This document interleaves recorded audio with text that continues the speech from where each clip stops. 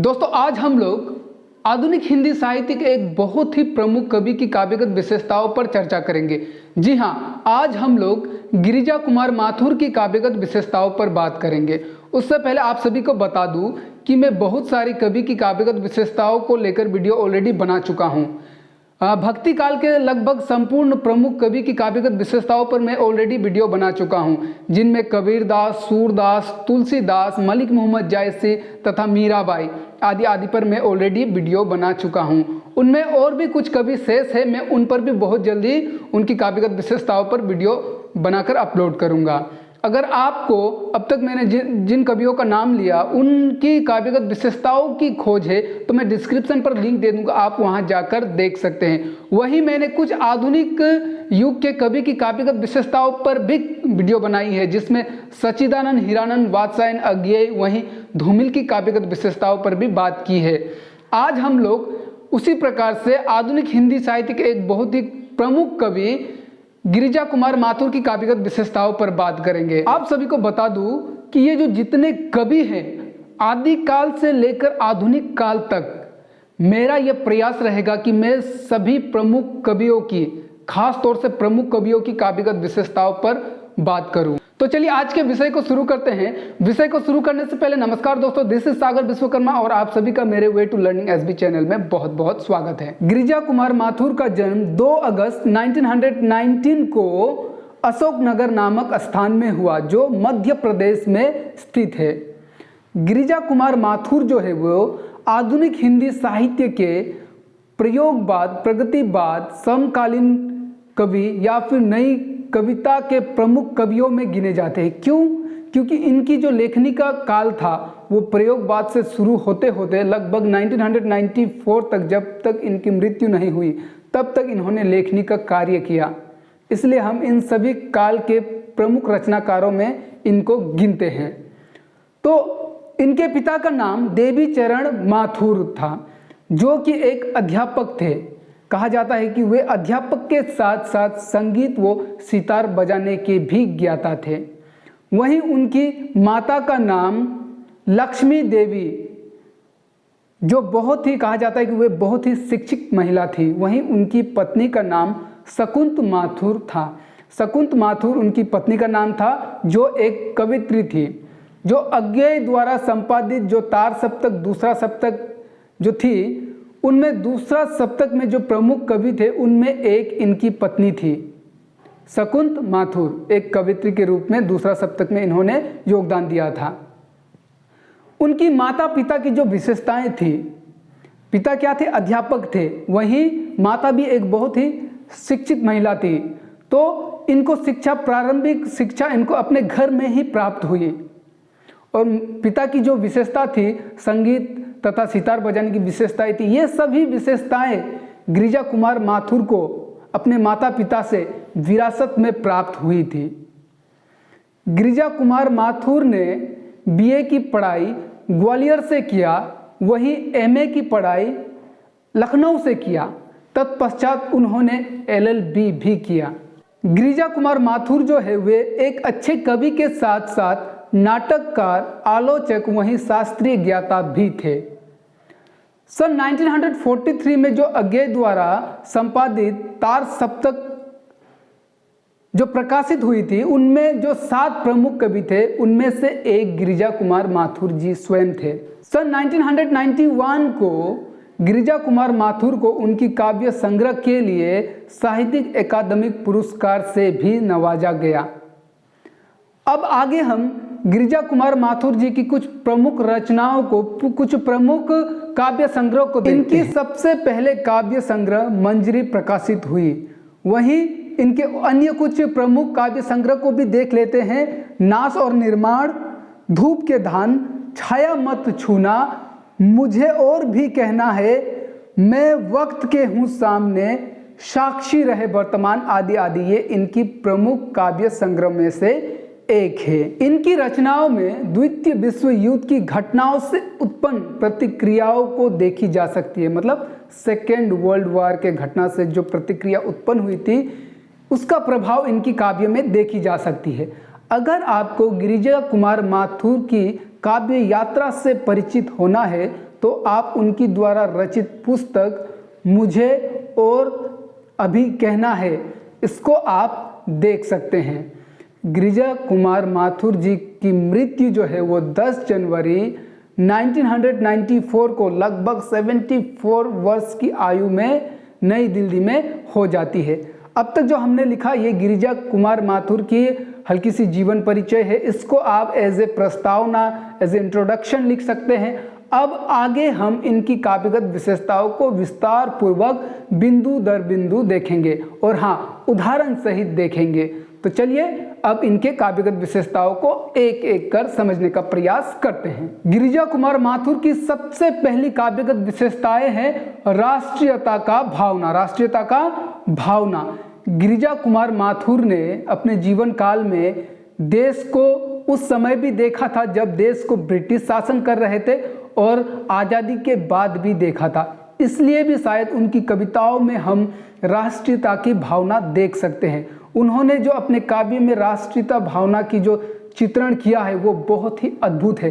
तो इस पॉइंट पे आप उदाहरण लिख सकते हैं कि खत्म हुई पहचान सभी की, खत्म हुई पहचान सभी की, अजब वक्त यह आया है, सत्य झूठ का व्यर्थ झमेला सबने खूब मिटाया है, जातिवाद का जहर किसी ने घर घर में फैलाया है, वर्तमान है वृद्ध भविष्य अपने से कतराया है।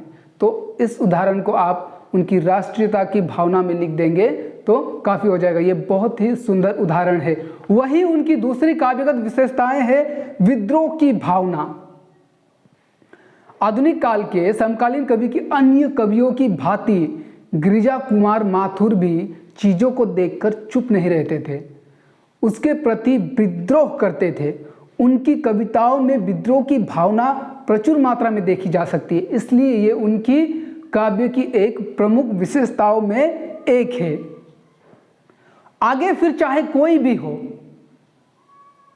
वो किसी से डरते नहीं थे, वो व्यंग कर बैठते थे, उनसे विद्रोह करते थे और यही विद्रोह उनकी कविताओं में देखने को मिलती है। तो इस पॉइंट पर अगर आप उदाहरण लिखेंगे तो आप लिख सकते हैं बहुत बड़े शतरंज नक्शे पर, बहुत बड़े शतरंगे नस्के पर बहुत बड़ी शतरंज बिछी, बहुत बड़ी शतरंज बिछी, धब्बों वाली चादर जिसकी, धब्बों वाली चादर, ठीक है, दाग दाग वाली चादर, कटी फटी टेढ़ी तिरछी, जुटे हुए हैं वही खिलाड़ी, चाल वही संकल्प वही, सबके वही प्यादे फर्जी, कोई नया विकल्प नहीं, कोई नया विकल्प नहीं। तो ये उनकी विद्रोह की भावना की उदाहरण है।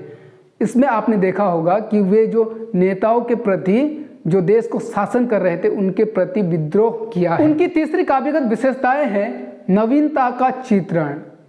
आधुनिक काल में जितने भी कवि हुए उनमें नवीनता का चित्रण देखने को मिलता है।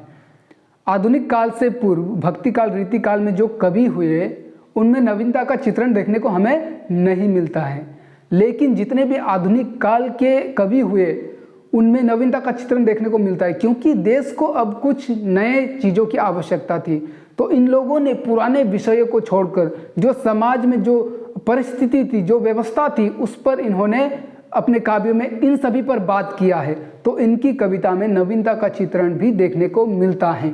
तो इस चीज़ में, इस पॉइंट में अगर आप उदाहरण लिखेंगे तो आप लिख सकते हैं बड़ी चुनौती खड़ी सामने, बड़ी चुनौती खड़ी सामने, नहीं राह पर बिछे गुलाब, नहीं राह पर बिछे गुलाब, नई शक्ति देकर अब जनता मांग रही है नए जवाब। तो ये उनकी नवीनता का चित्रण है। नेक्स्ट पॉइंट है मोह भंग का चित्रण। सुदामा पांडे धूमिल की भांति ही इनकी कविताओं में भी मोह भंग का चित्रण देखने को मिलता है। जैसा कि मैंने आपसे पहले भी कहा कि ये जो माथुर जी है, इन्होंने अपने देश को उस वक्त भी देखा था जब ब्रिटिश शासन कर रहे थे और आज़ादी के पश्चात भी देखा था। आज़ादी से पूर्व तो नेताओं ने कई सारे वादे किए थे कि आज़ादी के बाद वैसा होगा, ऐसा होगा, बहुत सारे सुनहरे वादे किए थे, परंतु आज़ादी मिलने के पश्चात वास्तव में ऐसा कुछ हुआ ही नहीं। सपने सपने ही रह गए। उन लोगों ने जो वादे किए थे वे वादे को वे भूल गए। तो व्यवस्था को, उनकी वादे को याद दिलाने के लिए इन कवियों ने बहुत सारे काव्य की रचना की, ठीक है, और जनता की आंखें भी खोली। तो मोहभंग का चित्रण सबसे ज़्यादा धूमिल की कविताओं में देखने को मिलता है, लेकिन माथुर की कविताओं में भी यह बिंदु हमें देखने को मिलता है, मोहभंग का चित्रण। अगर उनकी कविताओं में आपका मोहभंग का चित्रण में उदाहरण देना है तो आप लिख सकते हैं कि सोच रहा हूं क्या आज़ादी है मेले ठेले का नाम, सोच रहा हूं क्या आज़ादी है मेले ठेले का नाम, सिर्फ तमाशा है परेड का, सजी झांकियों का अविराम। उनकी पांचवी काव्यगत विशेषताएं हैं रागात्मकता या फिर गेयात्मकता। रागात्मकता मतलब मेलोडीज। तो जैसा कि मैंने आपसे पहले भी कहा था कि इनके पिता जो है वे एक अध्यापक के साथ साथ संगीत तथा सितार बजाने के ज्ञाता भी थे। तो ये विशेषताएं जो है माथुर जी को विरासत में प्राप्त हुई थी। तो इसीलिए उनकी कविताओं में भी रागात्मकता या फिर गेयात्मकता देखी जा सकती है। उनकी जो काव्य संग्रह है या फिर कह सकते हैं समूह गान हम होंगे कामयाब, आप उदाहरण में इन काव्य की पंक्तियों को दे सकते हैं। ये गीत तो आपने भी सुना होगा, स्कूलों में भी गवाया जाता है कि हम होंगे कामयाब, हम होंगे कामयाब एक दिन, पूरा है विश्वास, मन में है विश्वास। तो उदाहरण में आप लिखे कि होंगे कामयाब, होंगे कामयाब, हम होंगे कामयाब एक दिन, हो मन में है विश्वास, पूरा है विश्वास, हम होंगे कामयाब एक दिन। तो ये गेयात्मकता है, ये गीत है, इसको गाया जा सकता है। तो ये इनकी काव्यगत विशेषताओं में से एक है। उनकी छठी काव्यगत विशेषताएं हैं सामाजिक चेतना। आधुनिक काल के जितने भी कवि थे उनमें सामाजिक चेतना देखने को मिलती है। समाज में जो परिस्थितियां थी, जो व्यवस्था थी, उन सभी पर आधुनिक काल के लगभग सभी कवियों ने बात की है। तो गिरिजा कुमार माथुर की काव्य में ये विशेषता भी अनायास ही आ जाती है, ठीक है। उन्होंने इस समस्या के प्रति अपने काव्य में जो उदाहरण दिए वो बहुत ही अद्भुत है। तो उदाहरण में आप लिख सकते हैं, हर सुविधा एक ठप्पेदार अजनबी उगाती है, हर सुविधा एक ठप्पेदार अजनबी उगाती है, जो ठप्पा लगाते हैं, ठीक है। हर व्यवस्था और अधिक अकेला कर जाती है। ये सामाजिक चेतना वाली पंक्तियां भी है, वहीं ये व्यंग्यात्मकता वाली पंक्तियां भी है। ये कवि जो है यहाँ पर व्यंग कर रहे हैं, उस व्यवस्था के प्रति व्यंग कर रहे हैं, उस शासन करने वाले के प्रति व्यंग कर रहे हैं जो हम लोगों को शासन कर रहे हैं। उनकी अगली और सातवीं काव्यगत विशेषताएं हैं जनता के पीड़ाओं को उभारना या फिर जनता के पीड़ाओं का चित्रण, ठीक है। तो गिरिजा कुमार माथुर की कविताएं हैं, वास्तव में गिरिजा कुमार माथुर जन कवि थे, जन के कवि थे, इसलिए उनकी कविताओं में जनता के प्रति उदार की भावना थी। निम्न वर्गीयों पर जो शोषण किया जा रहा था, उनको जो तकलीफें थी, उनके तकलीफों को अपने काव्य में उभारा है। किसने? माथुर जी ने। तो आप उदाहरण में लिख सकते हैं, खुश है हम भी पर फिर दिखते वे उदास चेहरे गुमनाम, वे उदास चेहरे गुमनाम, दूर टिमटिमाते गांव में, दूर टिमटिमाते गांव के नोट में, ओके, उठ आते हैं दर्द तमाम। तो यहाँ पर उन्होंने निम्न वर्गीयों के, जो श्रमिक वर्गीयों के उन पीड़ाओं का वर्णन किया है, उन पीड़ाओं का चित्रण किया है। उनकी अगली काव्यगत विशेषताएं हैं यथार्थ चित्रण। यथार्थ का अर्थ है वास्तविक। समाज के वास्तविकता का चित्रण हमें गिरिजा कुमार माथुर की कविताओं में देखने को मिलता है।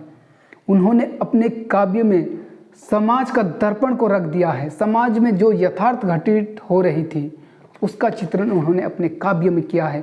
तो उदाहरण में आप उनकी बहुत सुंदर पंक्तियों को लिख सकते हैं, घर की ही दीवार जब जलाने लगे घर द्वार, रोशनी पलट जाए बन जाए अंधकार, पर्दे में भरोसे के जब पलने लगे अनाचार, व्यक्ति मान बैठे जब अपने को अवतार। ये बहुत सुंदर उदाहरण और उनकी पंक्तियां हैं। दोस्तों ये सब जो मैं उदाहरण आपको बता रहा हूं, मुझे नहीं लगता कि इन पंक्तियों को आपको व्याख्यात करके बताने की आवश्यकता है। ये बहुत ही सरल भाषा में है। अगर आप इसको ध्यानपूर्वक पढ़ेंगे तो इसके भाव को आप स्वयं भी समझ जाएंगे। समझने का प्रयास करिए। अगर मैं आपको इन उदाहरण की व्याख्या भी कराने लग जाऊं तो वीडियो बहुत लंबा हो जाएगा।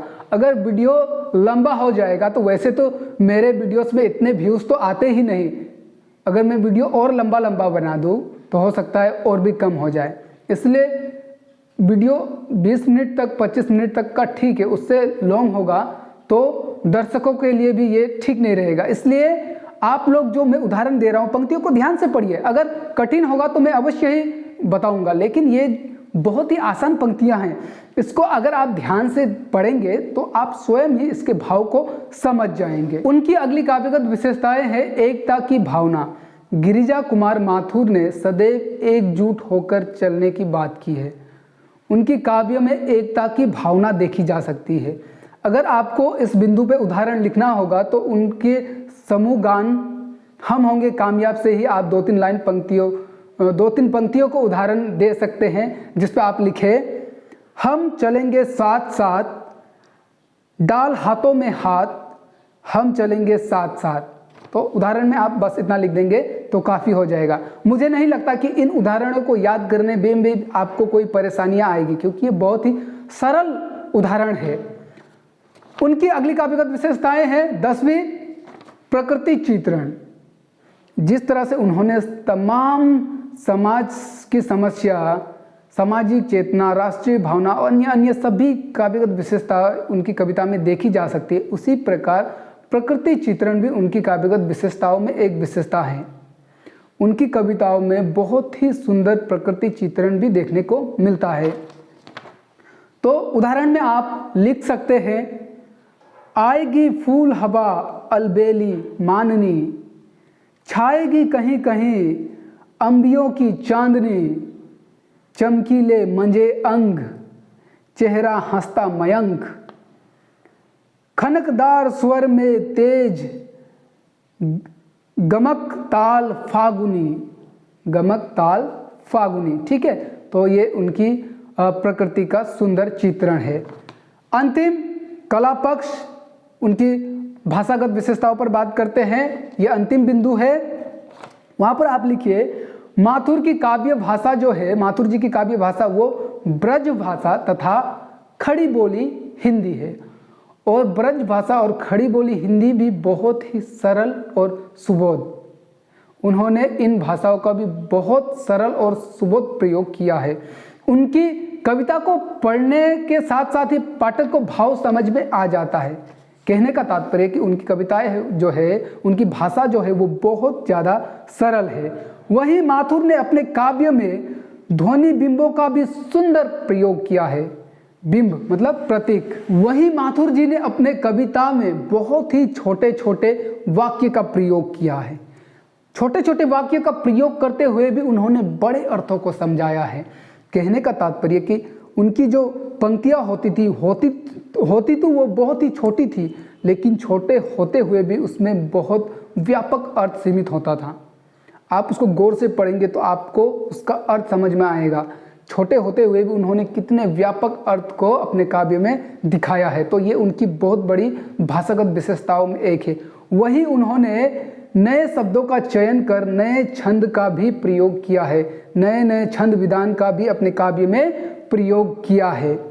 उनकी कविताओं में तुकबंदी भी देखी जा सकती है। तुकबंदी मतलब जैसे छाता का जाता, अंतिम में जो मात्राएं जो होती थी उनमें तुकबंदी, तो उनकी कविताओं में ये तुकबंदी भी देखने को मिलता है।